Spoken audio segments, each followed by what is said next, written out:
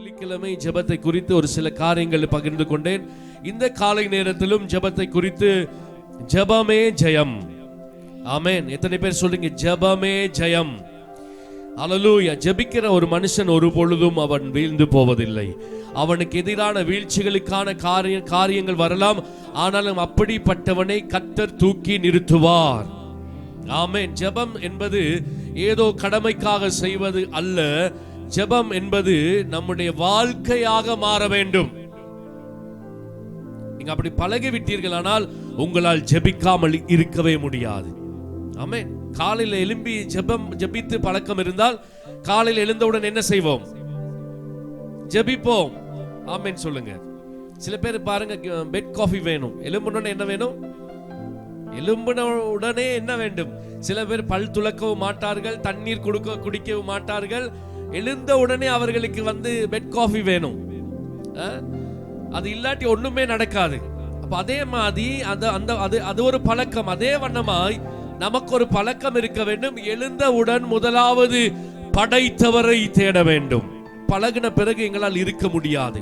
தொடர்ந்து ஜெபிக்கிறவர்களுக்கு ஜெபிக்காமல் இருக்க முடியாது. ஜெபிக்காமல் இருக்கிறவர்களுக்கு ஜெபிப்பதின் மேலே பிரியம் இருக்காது. ஆகவே தேவன் விரும்புகிற நல்ல காரியத்தை நாம் கடைபிடிக்கும் பொழுது நம்முடைய வாழ்க்கை ஆசீர்வாதமாக இருக்கும். மனிதனோடு நீங்கள் அதிகமாய் பேசினால் மனிதனை சார்ந்திருப்பீர்கள். கர்த்தரோடு நீங்கள் அதிகமாய் பேசினால் நீங்கள் தேவனை சார்ந்திருப்பீர்கள். ஆமென். பாருங்கள், நாங்கள் புதிய ஏற்பாட்டு கூட பல காரியங்களை பார்க்கலாம். பவுலும் சீலாவும் சிறைச்சாலையில் இருந்தார்கள். பவுலுக்கு வல்லமை இருந்ததா இல்லையா? பவுலுக்கு என்ன இருந்தது? வல்லமை இருந்தது. பவுல் அநேக அற்புதங்கள் அடையாளங்கள் செய்தார். ஆனால் பவுலை சிறைச்சாலையில் வெளியே கொண்டு வருவதற்கு ஜெபம் தேவைப்பட்டது.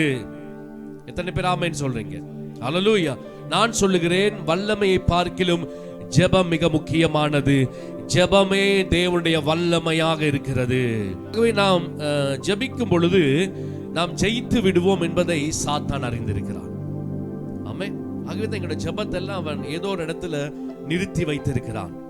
ஒரு சிலர் அந்த நேரத்துக்கு மேல ஒரு நிமிஷம் கூட ஜெபிக்க மாட்டாங்க. அப்படி இருக்க கூடாது. ஆமென். கடந்த வெள்ளிக்கிழமை நான் ஒரு சில காரியங்களை நான் பகிர்ந்து கொண்டேன். 1 ராஜாக்கள் 18ஆம் அதிகாரத்திலே 41ஆம் வசனம் 46ஆம் வசனங்களை நான் பகிர்ந்து கொண்டேன். முதலாவது போடுங்கள். எசாயா 17ஆம் அதிகாரம் 8ஆம் வசனம். எசாயா 17ஆம் அதிகாரம் 8ஆம் வசனத்தை கடந்த வெள்ளிக்கிழமை பேசினதில் நான் ஒரு 5 நிமிஷம் உங்களுக்கு அறிமுகப்படுத்தி விட்டு இன்று நான் என்னுடைய செய்திக்கு நான் போகிறேன். தேவனுடைய வார்த்தையை நன்றாய் கவனமாய் கேளுங்கள். நான் விசுவாசிக்கிறேன், இன்று உங்களுடைய ஜெப வாழ்க்கையிலே ஒரு பெரிய எழுப்புதலை கர்த்தர் கொடுக்க போகிறார். நீங்க ஜெபத்துல மட்டும் எழும்பி விட்டீர்களானால் உங்கள் வாழ்க்கையிலே சகல காரியத்திலும் நீங்கள் ஜெயித்தே தீருவீர்கள். தன்னை உண்டாக்கினவரையே நோக்குவான். முதல் வார்த்தை நான் சொல்லியிருக்கேன். சர்ச் எல்லோரும் சேர்ந்து வாசிக்க வேண்டும். வாசிங்கள். தன்னை உண்டாக்கினவரையே நோக்குவான், அவன் கண்கள் இஸ்ரவேலின் பரிசுத்தரையே நோக்கி கொண்டிருக்கும். ஆமென். பாருங்க, இந்த வார்த்தை ரொம்ப முக்கியமானது. வேதம் சொல்லுகிறது, தன்னை உண்டாக்கினவரையே நோக்கி பார்க்கிற அனுபவம் நமக்கு இருக்க வேண்டும். ஒரு தேவை வரும்பொழுது, பிரச்சனை வரும்பொழுது ஜெபிக்கிறவர் நல்ல கவனிங்க. நீங்க ஒவ்வொரு நாளும் ஜெபிக்கிறவர் இருந்தால் எதிர்காலத்தில் நடக்க வேண்டிய சகலவற்றுக்கும் கர்த்தர் உங்களை ஆயத்தப்படுத்தி உங்களை பாதுகாத்து ஜெயிக்கிறவனை கர்த்தர் உங்களை முன்னோக்கி கொண்டு போவார். ஜெபம் தேவனுடைய வல்லமையை கொண்டு வரும். சொல்லுங்க, ஜெபம் தேவனுடைய வல்லமையை கொண்டு வரும். ஜெபம் தேவனையே கொண்டு வரும். ஆமென். ஆகவே நீங்கள் பரலோக காரியங்களை பெற்றுக்கொள்ள வேண்டுமானால் முதலாவது நீங்கள் என்ன செய்ய வேண்டும்? ஜெபிக்க வேண்டும். ஆதாம் உண்டாக்கப்பட்ட பிறகு அவன் என்ன செய்தான்? தேவனோடு பேசினான். அதன் பிறகு உலகத்தோடு பேசினான். ஜீவன் உண்டானது. ஆமென் சொல்லுங்க. இயேசு கிறிஸ்து தன் பிதாவோடு எப்பொழுதும் பேசினார், உலகத்தோடு பேசினார், ஜீவன் உண்டானது. தேவனோடு ஜெபத்திலே பேசுகிறவர்களே, ஆண்டவருடைய ஜீவன் உங்களுக்குள் இருக்கிறது. எசாயா 64ஆம் அதிகாரம் 7ஆம் வசனத்தை நாம் பார்க்கும் பொழுது அங்கே சொல்லப்படுகிறது, உமது நாமத்தை நோக்கி கூப்பிடுகிறவனும் உம்மை பற்றி கொள்ளும் படிக்கு விழித்துக் கொள்ளுகிறவனும் இல்லை. இன்னைக்கு ஜெபிக்கிற கூட்டம் ரொம்ப குறைவு. நாளைக்கு ஒரு நல்ல மியூசிக்கல் ப்ரோக்ராம் வைக்கிறோம்னா எல்லாரும் வருவாங்க. நல்ல ஆடிப்பாடி நாங்க ஆராதிக்க போறோம், அதெல்லாம் இருக்கணும், நல்லது. நாங்க நாளைக்கு ஒரு ப்ரோக்ராம் செய்யறோம், வருவார்கள். ஜெபத்திற்கு ஜனங்கள் குறைவு. நம்முடைய வாழ்க்கை தேவன் நினைத்த அளவுக்கு, தேவன் வாக்கு பண்ணின அளவுக்கு இல்லை என்றால் அதற்கு முதல் காரணம், பிரதானமான காரணம் ஜெபம் போதாமை.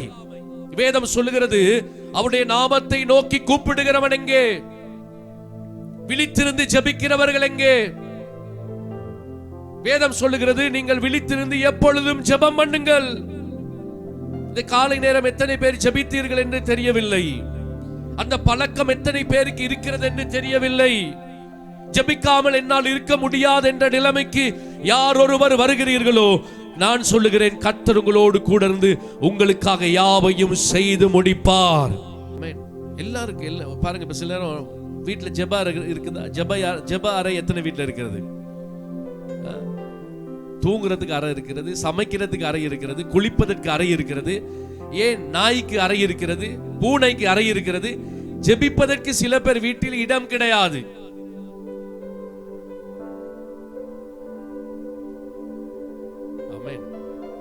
சில பேர் நீங்க பாத்தீங்கன்னா அந்த சோஃபா செட்ல காலுக்கு மேல காலை போட்டு ஸ்தோத்திரம் ஆண்டவரே, நன்றி ஆண்டவரே, அப்படி ஜெபம் பண்ணுவார்கள்.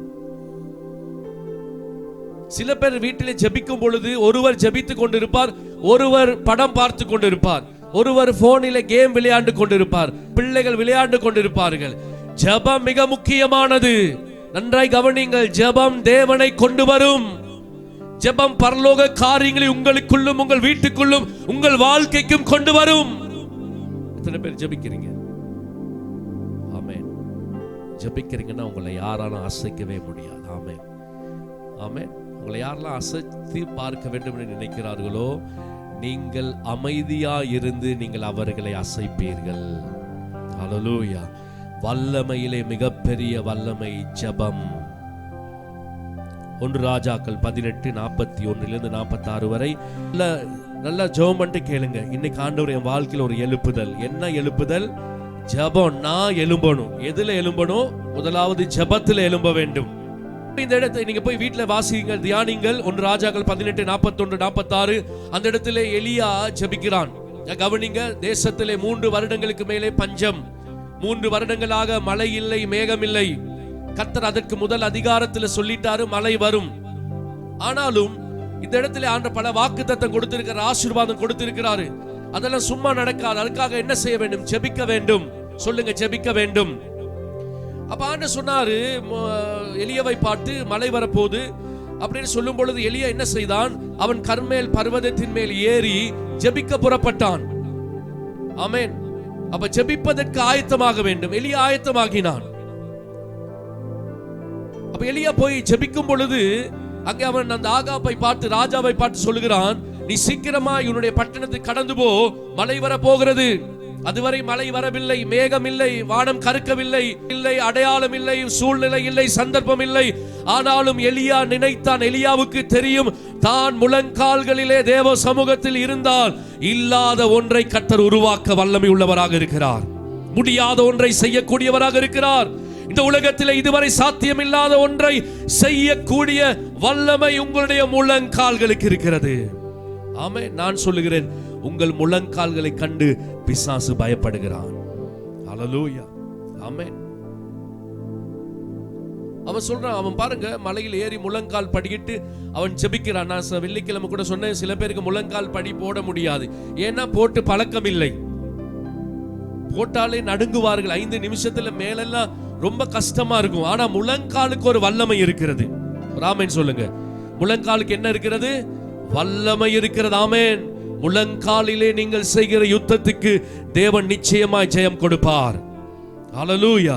அப்ப முழங்காலில் இருந்து அவன் ஜெபிக்கிறான். அவன் எப்படி முழங்காலில் ஜெபிக்கிறான்?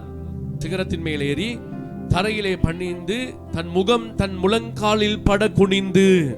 அப்ப அவன் ஜெபிக்கிற நேரம் தன் வேலைக்கான சொல்கிறான், ஒரு மேகம் வருகிறது, போய் பார், மழை வர போகிறது. எலியா ஜெபத்தில் இருக்கிறான். ஆனா போய் அவன் பார்த்த முதல் தடவை சொன்னான் இல்லை. எலியா சொன்னான், திரும்பி போய் பார். 7 தடவை அவன் போய் பார்க்கிற நேரம் வரை 6 தடவை பார்த்தான், இல்லை. ஆனால் அவனுடைய முழங்கால்கள் அந்த தரையிலே இருந்து தேவனை நோக்கி கரங்கள் உயர்த்தி ஜெபித்துக் கொண்டே இருந்தான். 7வது தடவை தன் வேலைக்காரன் போய் பார்த்து வரும் பொழுது அங்கே மழை வருவதற்கான சாத்தியம் உண்டானது, மேகம் உண்டானது. ஒரு ஆமென் சொல்லுங்க. ஜெபம்ங்கிறது ஏதோ செஞ்சுட்டு விட்டுட்டு போறது இல்ல. ஆண்டவர் சொன்னால் தட்டுங்கள் திறக்கப்படும். ஆமென்.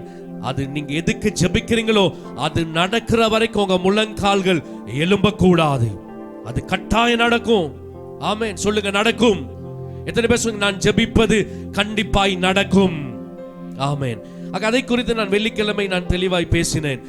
நீங்கள் தேவ சமூகத்தில் இல்லைன்னா ஜெப அறையிலே உங்கள் கரங்களை உயர்த்தி நீங்கள் ஜெபிக்கும் பொழுது சாத்தான் தோற்கடிக்கப்படுகிறான். எப்பயுமே பிசாசு எங்க எதிராக யுத்தம் பண்ணிட்டே இருக்கிறான். ஏதோ ஒன்று எங்களுக்குள்ளே ஒரு தோல்வியை, துக்கத்தை, சோர்வை, பலவீனத்தை கொண்டு வர ஒவ்வொரு நிமிஷத்தை அவன் பயன்படுத்த முயற்சிக்கிறான். அந்த பிசாசை ஜெயிப்பதற்கான ஒரு நல்ல சிறந்த வழியை இந்த காலை நேரத்திலே உங்களுக்கு சொல்லிக் கொண்டிருக்கிறேன். அதுதான் நீங்கள் கரங்களை உயர்த்தி ஜெபிப்பது. ஆமென் சொல்லுங்க. நான் வெள்ளிக்கிழமை பிரசங்கித்தேன் முழங்காலில் இருந்து ஜெபிப்பது. இன்று நான் பிரசங்கிக்கிறேன் நீங்கள் முழங்காலில் இருந்து கரங்களை உயர்த்தி ஜெபிக்க ஜெபிக்க ஜெபிக்க சத்துரு தோற்கடிக்கப்படுகிறான், நீங்கள் ஜெயம் பெறுகிறீர்கள். யாத்திராகமம் 17ஆம் அதிகாரம் சீக்கிரமாய் பார்த்து நாம் ஜெபிக்க போகிறோம். யாத்திராகமம் 17ஆம் அதிகாரம் 10, 11, 12 வசனங்கள். சபையில எல்லாரும் பைபிள் வாசிங்க. காலையில நீங்க எல்லாம் உற்சாகமா வாரீங்க. ஆமென். எத்தனை பேர் உற்சாகமா இருக்கிறீங்க? ஒரு ஆமென் சொல்லுங்க. ஆமென். கர்த்தர் நல்லவர். வாசிப்போம். யோசுவா தனக்கு மோசே சொன்னபடியே செய்து அமலேக்கோடே யுத்தம் பண்ணினான். மோசேயும் ஆரோனும் ஊர் என்பவனும் மலை உச்சியில் ஏறினார்கள். கவனிங்கள், முக்கியமான ஒரு விஷயம். சர்ச் இங்க பாருங்க, என்ன நல்லா கவனிங்க. இது ரொம்ப முக்கியமான செய்தி. ஹல்லேலூயா. நீங்க ஜெபிக்கலன்னா எதுவுமே நடக்காது. ஆமென். நீங்க ஜெபிப்பீர்கள் ஆனால் எல்லாம் நடக்கும், எல்லாம் சரியா வரும். ஹல்லேலூயா. இயேசுவின் நாமத்தில் சொல்றேன், இன்னைக்கு கர்த்தர் உங்களுக்குள் ஒரு ஜெப ஆவியை அவர் வைக்க போகிறார். இன்று முதல் நீங்கள் ஜெபிக்கிறவர்களாய் மாறுவீர்கள். இதுவரை உங்களுக்கு எதிராக யுத்தம் பண்ணின பிசாசு இன்று முதல் அவன் உங்களால், உங்கள் ஜெபத்தினாலே அவன் தோற்கடிக்கப்படுவான். ஹல்லேலூயா. இங்கே சொல்லப்படுகிற யோசுவா தனக்கு மோசே சொன்னபடி செய்து அமலேக்கோடு யுத்தம் பண்ணினான். இப்ப யோசுவா யாருடைய பிரதிநிதியா யுத்தம் பண்ணுகிறான்? மோசேயுடைய பிரதிநிதியாக யுத்தம் பண்ணுகிறான். அமலேக்கோடு யுத்தம் பண்ணுகிறான்.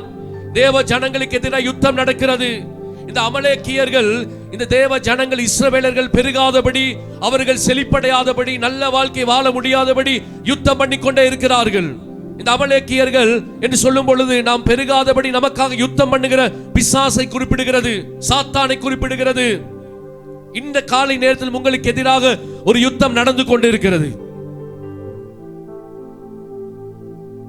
அவர்கள் யுத்தம் பண்ணுகிறார்கள். மோசே என்ன செய்து கொண்டிருந்தான்? வாசிங்கள்.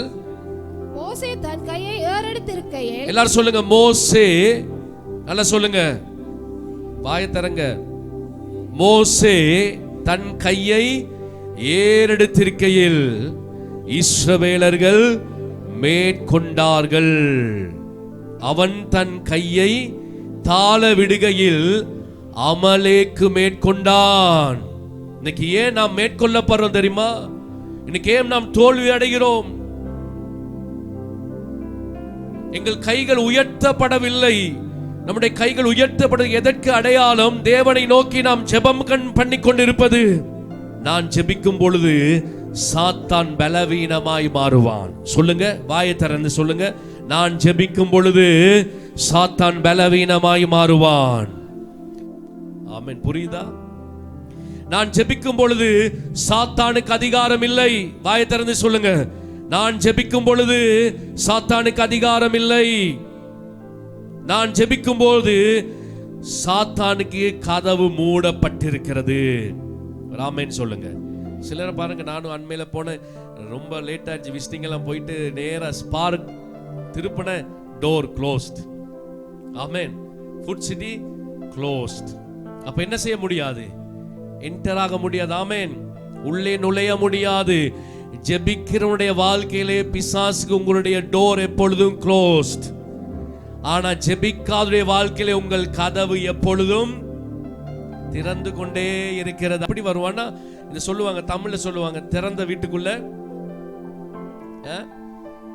அப்படி பூந்துருவான். ஜெபிக்காதவங்க வீட்டுல திறந்த வீட்டுக்குள்ள நாய் பூந்த மாதிரி பிசாசு பூந்து விடுவான். நல்ல கவனிங்க, நான் என்ன சொல்கிறேன்? நீங்கள் ஜெபிக்கும் பொழுது நீங்கள் தேவனுக்கு அதிகாரம் கொடுக்கிறீர்கள். எத்தனை பேருக்கு புரிஞ்சது? நீங்கள் ஜெபிக்கும் பொழுது உங்கள் வாழ்க்கையை கிரியை செய்ய சாத்தானுக்கல்ல, நீங்கள் தேவனுக்கு அதிகாரம் கொடுக்கிறீர்கள். நீங்கள் ஜெபிக்கும் பொழுது நீங்கள் தேவ தூதருக்கு அதிகாரம் கொடுக்கிறீர்கள். ஆமென் சொல்லுங்க. ஹல்லேலூயா. நீங்கள் ஜெபிக்கும் பொழுது நான் சொல்கிறேன், வான மண்டலத்தில் ஒரு யுத்தம் நடக்கிறது. அந்த யுத்தத்திலே உங்களுக்காக வழக்காடும்படி, உங்களுக்காக யுத்தம் செய்யும்படி, உங்களுக்காக ஒரு சேனை உண்டாகும்படி தேவ தூதர்களுக்கு நீங்கள் அதிகாரம் கொடுக்கிறீர்கள். நீங்கள் உங்கள் கரங்களை உயர்த்தப்பட்டு கொண்டே இருக்க தேவனுக்கு உங்கள் வாழ்க்கையிலே அதிகாரம் அங்கே கொடுக்கப்பட்டு கொண்டே இருக்கிறது. அது மாத்திரமல்ல, நீங்கள் தேவ தூதர்களுக்காக நீங்கள் என்ன செய்கிறீர்கள்? அந்த அதிகாரத்தை பெற்றுக் கொடுக்கிறீர்கள். ஆமென் சொல்லுங்களேன். ஹல்லேலூயா. ஆக நீங்கள் ஜெபிக்கலன்னா தான் சத்துரு எங்கள் வாழ்க்கையில அவன் எதிர்த்து நிற்கிறான். வேதத்துல நீங்க பல இடங்களை பார்க்கலாம். தானியேல் 10ஆம் அதிகாரம் 13ஆம் வசனம். தானியேல் 10ஆம் அதிகாரம் 13ஆம் வசனத்தை வாசிக்கும் பொழுது, பெர்சியா ராஜ்யத்தின் அதிபதி 21 நாள் மட்டும் என்னோடு எதிர்த்து நின்றான். ஆனாலும் பிரதான அதிபதிகளில் ஒருவனாகிய மிகாவேல் எனக்கு உதவியாக வந்தான். ஆதலால் நான் அங்கே பெர்சியாவின் ராஜாக்களிடத்தில் தரித்திருந்தேன்.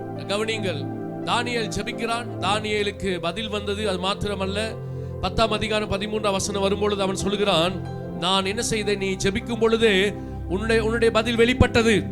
ஆனால் உனக்கு அதை நான் சொல்ல வரும்பொழுது இடையிலே என்ன நடந்தது? பிசாசின் தூதர்களோடு யுத்தம் வந்தது. ஆகவே நீ ஜெபித்து கொண்டே இருந்தபடியினாலே, உன் ஜெபத்தை நீ விடாதபடி உன் கரங்கள் உயர்த்தப்பட்டே இருந்தபடியினாலே அந்த யுத்தம் நடக்க அந்த பதிலை உன்னிடத்திலே கொண்டு வர நான் யுத்தம் செய்து இந்த 21ஆம் நாளிலே உன்னிடத்திலே புறப்பட்டு வந்தேன். ஆமென் சொல்லுங்க. ஹல்லேலூயா. அப்ப பாருங்க, நீங்க ஜெபிக்கிற நேரம் உங்க வாழ்க்கையில கிரியை செய்வதற்கு தேவனுக்கு இடம் கொடுக்கிறீர்கள். ஆமென் சொல்லுங்க. நீங்க ஜெபிக்கிற நேரத்தில் உங்களுக்காக யுத்தம் பண்ண, பணிவிடை செய்ய தேவ தூதருக்கு இடம் கொடுக்கிறீர்கள், அதிகாரம் கொடுக்கிறீர்கள். ஜெபம் இல்லாத வாழ்க்கை பிசாசை கொண்டு வரும். ஆமென். ஜெபிக்கிற வாழ்க்கையிலே தேவனை உங்களிடத்திலே கொண்டு வரும். ஜெபிக்கிற வாழ்க்கையிலே என்ன நடக்கும்? உங்க கை எப்பெல்லாம் உயர்த்தப்பட்டிருக்கிறதோ நான் சொல்ல, நீங்க அப்பெல்லாம் நீங்க ஜெபிப்பீங்க. ஆமென் சொல்லுங்க. என் கரம் உயர்த்தப்பட்டிருக்கும் பொழுது சொல்லுங்க, என் கரம் உயர்த்து, நல்ல கையை உயர்த்துங்க. சொல்லுங்க, என் கரம் உயர்த்தப்பட்டிருக்கும் பொழுது நான் மேற்கொள்ளுவேன். தேவன் மேற்கொள்ளுவார், தேவ தூதர்கள் மேற்கொள்ளுவார்கள். உங்க கை சாதாரணமானதல்ல. உங்க கை உயர்த்தப்படுவதற்கு பிசாசு விருப்பம் இல்ல. எல்லாரும் சொகுசா வச்சிருக்க இன்னைக்கு ரொம்ப பிசாசு ரொம்ப விரும்புகிறான். இன்னையில இருந்து நினைங்க, எப்பயுமே உங்கள் கரம் தூக்கப்பட்டிருக்க வேண்டும். சபையில கூட ஜெபிக்கிற ஒரு சிலர் கரம் உயர்த்த மாட்டார்கள். அவ்வளோ சொகுசா மாறிட்டாங்க, சோம்பேறிகளாய் மாறிவிட்டார்கள். ஆனாலும் நீங்கள் உற்சாகம் உள்ளவளை இருக்கிறபடினாலே உங்களுக்காக நான் கர்த்தரை ஸ்தோத்தரிக்கிறேன். ஹல்லேலூயா. நீங்க நினைக்க எப்பயுமே அந்த விசுவாசம் இருக்கணும். நான் கரங்களை உயர்த்தி நான் ஜெபிக்க ஆரம்பித்தால் சத்துரு தோற்கடிக்கப்படுவான், வியாதி தோற்கடிக்கப்படும். எனக்கு எதிராய் வருகிறவர்கள் 1000 பேரானாலும் என் கரம் உயர்த்தப்பட்டால், என் கால்கள் முழங்கால்கள் காலில் பட்டால் நான் ஜெயிப்பேன். சொல்லுங்க, நான் ஜெயிப்பேன். மதிலை தாண்டுவேன், வியாதியை ஜெயிப்பேன். ஹல்லேலூயா. ஜெபம் ஏதோ ஒரு நேரம் செஞ்சுட்டு விட்டுறாதீங்க. ஒவ்வொரு நாளும் நீங்க தினம் தோறும் ஜெபிக்க வேண்டும். ஆமென் சொல்லுங்க. அதிகாலையிலே ஜெபிக்க வேண்டும். அதிகாலையிலே கர்த்தரை தேடுகிறவன் கண்டடைவான். ஜெபம் இல்லைன்னா வாழ்க்கையில ஒன்றுமே இருக்காது. சத்துருவுக்கு எதிர்த்து நில்லுங்கள். ஆமென் சொல்லுங்க. பிசாசுக்கு எதிர்த்து நில்லுங்கள். எப்படி நீங்க எதிர்த்து நிப்பீங்க? எப்படி எதிர்த்து நிக்கலாம்? ஒரு சிலுவையை மாட்டிட்டு போறனால எதிர்த்து நிக்கலாமா? பைபிளை தூக்கிட்டு போறனால மட்டும் எதிர்த்து நிக்கலாமா? முடியாது. முதலாவது எப்படி எதிர்க்கலாம் அவனை? ஜெபத்திலே எதிர்த்து நில்லுங்கள். ஜெபிக்கும் பொழுது அவன் உங்களை விட்டு ஓடி போவான். ஜெபிக்கிறவன் இடத்திலே இருக்கிற இடத்திலே சாத்தான் வர முடியாது. ஒரு ஆமென் சொல்லுங்க. நீங்க எப்ப விசுவாசிங்க, நான் இருக்கிற இடத்துல பிசாசுக்கு இடம் இல்லை. ஹல்லேலூயா. நான் ஜெபிக்க தொடங்கினா என்ன நடக்கும்? சாத்தானின் அதிகாரங்கள் அழிக்கப்படும். ஆமென். அவருடைய ராஜ்யம் அழிக்கப்படும். இயேசு சொன்னார், என் கரங்கள் என் கையினாலே, அவர் சொன்னார், நான் பிசாசுகளை துரத்துகிறபடியினாலே தேவனுடைய ராஜ்யம் வந்திருக்கிறது. உங்கள் கைக்கு அவ்வளவு பெரிய வல்லமை இருக்கிறது. ஆமென். இரண்டாவது காரியம், இதை பார்த்து நாம் ஜெபிக்க போறோம். நான் மிகுதி காரியங்கள் தொடர்ந்து ஜெபத்தை குறித்து ஒரு சில நாட்கள் நான் பேச விரும்புகிறேன். எசாயா 45 அதிகாரம் 15 வசனம். முதலாவது, நீங்கள் ஜெபிக்கும் பொழுது சாத்தான் தோற்கடிக்கப்படுகிறான். ஒரு ஆமென் சொல்லுங்க. பாருங்க அந்த வாசனம் இன்னொரு வாசிங்க. 12 வசனம். யாத்ரா 17:12 போடுங்க. யாத்ரா 17 அதிகாரம் 12 வசனத்தை வாசிக்கும் பொழுது வாசிங்க. மோசேயின் கைகள் அசந்து போயிற்று. அப்பொழுது அவர்கள் ஒரு கல்லை கொண்டு வந்து அவன் கீழே வைத்தார்கள். அதன் மேல் உட்கார்ந்தான். ஆரோனும் ஊரும் ஒருவன் ஒரு பக்கத்திலும் ஒருவன் மறுபக்கத்திலும் இருந்து அவன் கைகளை தாங்கினார்கள். இவ்விதமாய் அவன் கைகள் சூரியன் அஸ்தமிக்கும் வரைக்கும் ஒரே நிலையாய் இருந்தது. ஆமென். எவ்வளவு நேரம் இருந்திருக்கிறது? சூரியன் அஸ்தமிக்கும் வரையிலும் அவனுடைய கைகள் உயர்த்தப்பட்டிருக்கிறது. ஒரு ஆமென் சொல்லுங்க. அவனுடைய கைகள் தொடர்ந்து போற நேரம் அவர்கள் என்ன செய்தார்கள்? சத்துரு மேற்கொண்டான். நல்ல கவனிங்க, உங்க கைகள் தளர்ந்து போக கூடாது ஜெபத்துல. இன்னைக்கே உங்க வாழ்க்கையில் இத்தனை பிரச்சனை, இத்தனை வீழ்ச்சி, ஏன் இந்த முன்னேற்றம் இல்லை, ஏன் வெற்றி இல்லை? நல்ல கவனிங்க, கிறிஸ்தவ வாழ்க்கையில வெற்றி பெற்றவருடைய முதலாவது ரகசியம் ஜெபம். மோசேயின் கைகள் தளர்ந்து போகும் பொழுது, அவனுடைய ஜெபம் குறையும் பொழுது என்ன நடக்கிறது? அமலேக்கியன் சத்துரு மேற்கொண்டான். சத்துரு கொள்ளையடித்தான், சத்துரு அபகரிக்கிறான். அவனுடைய கைகள் உயர்த்தப்படும் பொழுது அமலேக்கியர்கள் மேற்கொள்ளப்பட்டார்கள், அழிக்கப்பட்டார்கள். அவனுடைய கை அசந்து போற நேரம் அவனுக்கு ஜெபிக்க உதவிக்கு வந்தாங்க ஜனங்கள். ஆமென். ஆமென் சொல்லுங்க. கணவன் ஜெபிக்கிற நேரம் மனைவி என்ன செய்ய வேண்டும்? என்ன செய்யணும்? என்ன செய்ய வேண்டும்? நல்லா தூங்கணும். ஆமென். சில வீட்டுல கணவன்மார் மட்டும் ஜெபிப்பாங்க, மனைவிமார் ஜெபிக்கிறதே இல்லை. சில வீட்டுல மனைவிமார் ஜெபிப்பார்கள், கணவன்மார் ஜெபிப்பதில்லை. சில வீட்டில் யாருமே ஜெபிப்பதில்லை. சில வீடுகளிலே பிள்ளைகள் ஜெபிப்பதே இல்லை. ஆமென். நேற்று கூட ஒரு வார்த்தை நாங்கள் நேற்று பேசும் பொழுது நான் கணேஷ் அவர் ஒரு வார்த்தை சொன்னார். என்ன சொன்னார் தெரியுமா?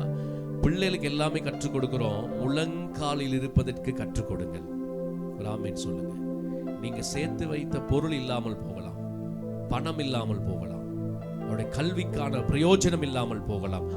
ஆனால் சொல்லுங்க, ஆனால் முழங்காலில் இருந்தால் அவன் வாழ்க்கையில ஜெயித்து விடுவான். ஆமென் சொல்லுங்க. உங்க கையை பாருங்க, நல்லா பாருங்க. ஆமென். பாருங்க, அதை பார்க்கவே வெட்கப்படுறீங்க. ஆமென். இந்த கையை கொண்டு நீங்கள் சத்துருவை ஜெயிப்பீர்கள். இந்த கை உயர்ந்தால் பரலோகத்தின் ஆசீர்வாதங்கள் உங்கள் கைக்கு கர்த்தர் கொடுப்பார். பரலோகத்தின் அதிகாரங்களை கர்த்தர் இந்த கையில வைத்திருக்கிறார். கையை பார்த்து உருப்படாத கை சொல்லாதீங்க. ஆமென். இன்னையில சொல்லுங்க, என் கை ஆசீர்வதிக்கப்பட்ட கை. நான் கையை உயர்த்தினால் நான் ஜெயிப்பேன்.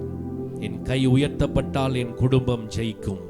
என் கை உயர்த்தப்பட்டால் என்னுடைய மகன் ஜெயிப்பான், என்னுடைய மகள் ஜெயிப்பார். என்னுடைய கை உயர்த்தப்பட்டால் நான் சுகமாயிருப்பேன். ஆமென். அப்ப ஜெபிக்கணும், எல்லோரும் சேர்ந்து ஜெபிக்கணும். ஜெபத்திற்கு உதவி செய்யுங்க. இரண்டாவது விஷயம் பார்க்கிறோம். எசாயா 45:15. ஜெபம் என்ன செய்கிறது? எசாயா 45 அதிகாரம் 15 வசனம். இஸ்ரவேலின் தேவனும் இரட்சகருமாகிய நீர் மெய்யாகவே உம்மை மறைத்து கொண்டிருக்கிற தேவனாயிருக்கிறீர். அப்ப கர்த்தர் எப்படிப்பட்டவராக இருக்கிறார்? தேவனுடைய தன்மை எப்படி? நம்முடைய கடவுளுடைய தன்மை. தேவனை யாரும் பார்க்க முடியாது. ஆமென். தேவனை யாரும் தரிசிக்க முடியவில்லை, அது உண்மை. தேவனுடைய தன்மை, நம்முடைய தேவன் எப்படி இருக்கிறார்? தன்னை மறைத்துக் கொள்ளுகிற தேவனாக இருக்கிறார். நல்ல கவனிங்க. அப்படி மறைத்து கொள்ளுகிற தேவன் விரும்புகிறார் ஜெபத்திலே ஒவ்வொருவரும் அவரை சந்திக்க வேண்டும், கண்டு கொள்ள வேண்டும் என்று கர்த்தர் விரும்புகிறார். ஆமென். அப்ப கர்த்தரை யார் சந்திக்க முடியும்? தேவனை யார் கண்டு கொள்ள முடியும்? எப்படி கண்டு கொள்ள முடியும்? ஜெபத்தில் தேவனை சந்திக்கலாம். ஒரு ஆமென் சொல்லுங்க. கர்த்தர் அப்படி ஒரு சிஸ்டம் வச்சிருக்கிறார். ஆமென். தன்னை மறைத்து கொண்டிருக்கிறார். ஏன் தெரியுமா? ஜெபத்தில் யாரெல்லாம் தேடுகிறார்களோ அவர்களுக்கு இந்த சர்வ வல்லமையுள்ள தேவன் தன் முகத்தை வெளிப்படுத்துவார். தன் முகத்தின் ஒளியை அவர்கள் மேல் பிரகாசிக்க பண்ணுவார். அவருடைய ஒளி பிரகாசிக்கப்படுகிற எந்த முகமும் இந்த பூமியிலே வெட்கப்பட்டு போவதில்லை. எந்த ஒரு காரியத்தில் வெட்கப்பட்டு போக மாட்டீர்கள். ஹல்லேலூயா. ஜெபிக்கிற நேரம் கேட்கணும். ஆண்டவரே, உம்மை பார்க்கிற ஒரு ஜெபம் வேணும். ஆண்டவரே, உம்மை சந்திக்கிற ஒரு ஜெபம் தேவை. உம்முடைய குரல் கேட்கிற ஒரு ஜெபம் தேவை. உம்முடைய பிரசன்னத்தை உணர்கிற ஒரு ஜெபம் தேவை.